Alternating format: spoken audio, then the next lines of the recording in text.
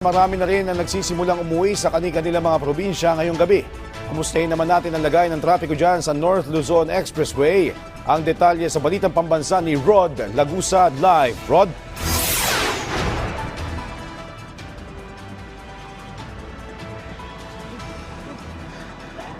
Joshua, nanatiling naka-alerto ang pamunuan ng North Luzon Expressway para sa mga hahabol pa na makauwi sa kanilang mga probinsya, lalo na yung mga ngayon pa lang o pumasok sa kanilang trabaho at ngayon pa lang makakauwi sa kanilang mga lugar. Nakahanda ang pamunuan ng North Luzon Expressway sa mga magsisiuwian pa sa kanilang mga probinsya para sulubungin ang araw ng Pasko at Bagong Taon. Ayon kay NLEX Senior Manager for Traffic Operations Robin Ignacio, aabot sa 1,500 na personnel ang nakakalat na kinabibilangan ng mga patrol crew, traffic marshal, toll tellers at iba pa. Nakaantabay pa rin ang kanilang incident response team at wala ring ipinatutupad na road closures at roadworks hanggang January 6.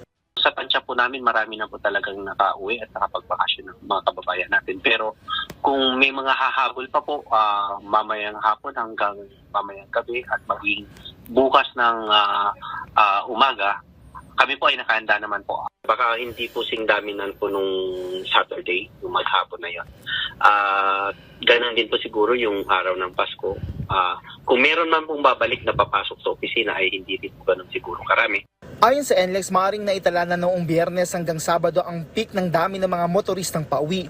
Mula kasi sa normal daily average volume na 334,000 sa NLEX ay maaaring naabot na ang karagdagang 10% o higit pa sa NLEX sa naturang 2 araw. Tingin din ni Ignacio, mas marami ng bahagya ang mga sasakyan ngayon kumpara kahapon araw ng linggo. Pero mabilis lang din anya ang pag-usad dahil marami na rin ang naka-RFID. Ang motoristang si Sunny Boy sinamantala na rin ang pagkakataon na magpalagay na rin ng RFID sa Balintawak Toll Plaza. Yung dating may-ari niya, hindi namin nakuha yung account number. So, ngayon napadaan kami rito, nagpakabit kami.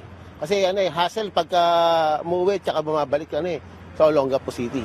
Ngayon talagang ay kita ko talagang hectic din talaga. Kaya talagang sinadya namin dumaan dito kahit abutin kami ng maghapon para makaiwas pa rin kami sa traffic.